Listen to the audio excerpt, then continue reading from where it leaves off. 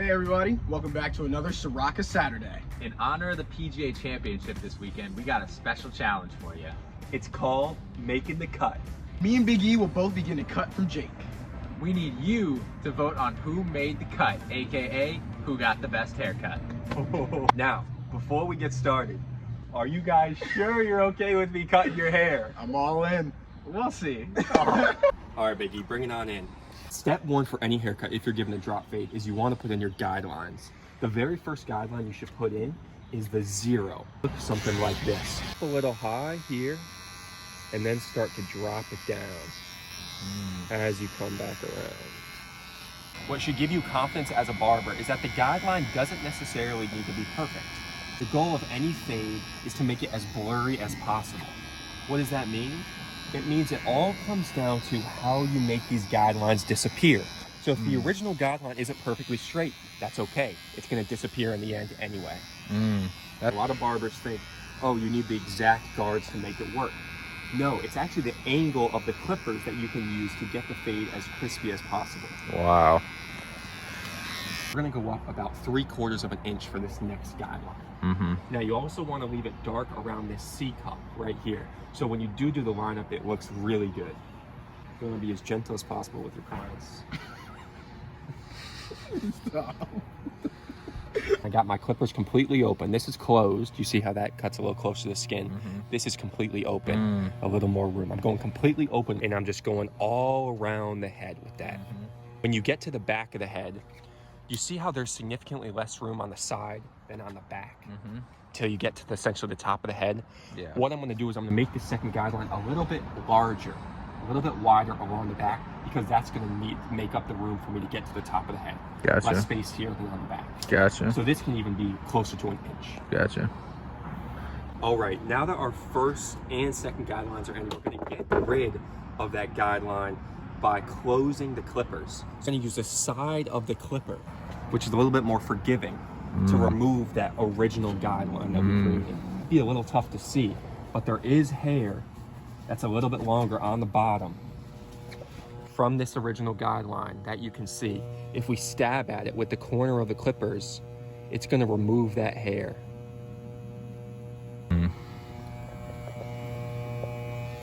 All right, now that we've got our first 2 guidelines in and we've taken away that original guideline, I'm going with the 1 guard.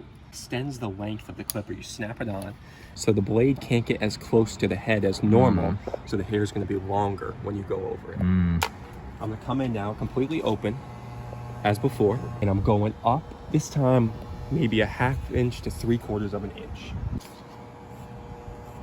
Now sometimes I forget, when you're cutting hair, you definitely want to be gentle on the client's head. There are a bunch of bumps in the back of everyone's head that you want to go over as smoothly as possible. Also, these bumps create different levels of darkness because they shade the light, so you need to factor them in when you're fading. Sometimes you need to go in at the very end and assess how those bumps are creating different lines in the fade. All right, our next guideline is good to go. So now you should see we have a line right about here that goes around the head. Time to remove that line. So once again, we're going to close the clippers all the way and go in with the corner of the blade to start removing that line.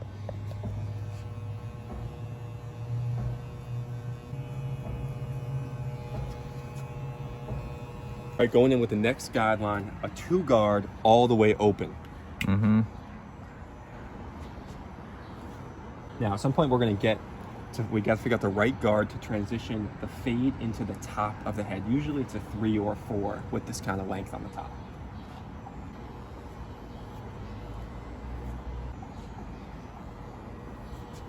Now going in with the 3 guard, begin the stages of connecting it to the top of the head. Because Turner's hair is a little curly, we got to make sure to hit that hair at all different angles.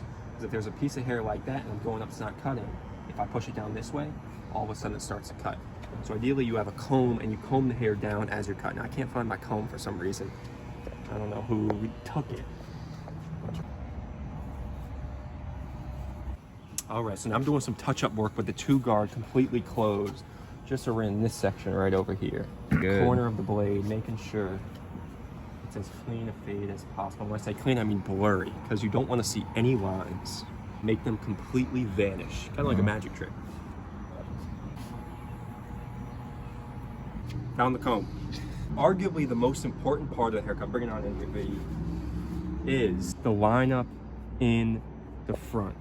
So Turner, as you can see, has a cowlick right here, and he has a cowlick on that side right there, and he has a widow's peak.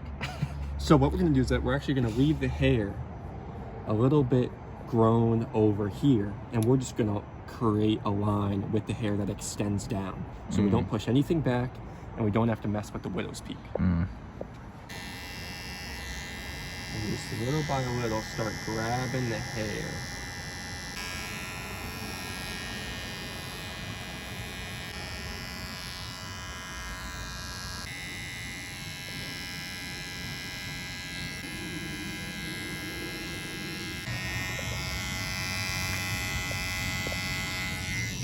All right, finishing touches, we're just gonna line up the mustache and the goatee.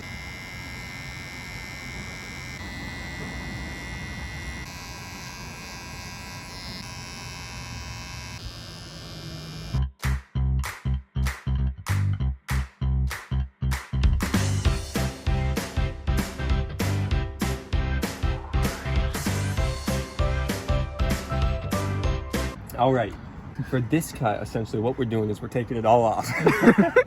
It's growing down to its heaviest around the side. Leave the side. We're gonna reverse fade it in. You want us to leave the sides. I'm gonna leave the side back. It works best if you go in a circular fashion, just like this. And it's got 4 different razors that are gonna actually be cutting the hair. They want to be nice and gentle. Biggie's got a really solid head. We want to keep it that way. Shout out to the Balder Pro. There's not really a razor that gets as close to the skin with the smoothness that the Balder Pro does. Been using it for a little over a year now. Couldn't be happier. Biggie's looking really clean. Biggie, how you feeling? I feel good. Get this baby to get nice and close around the ears to finish off the cut, the lineup, one of the most important parts of the cut. I'm feeling like Colin Morikawa right now.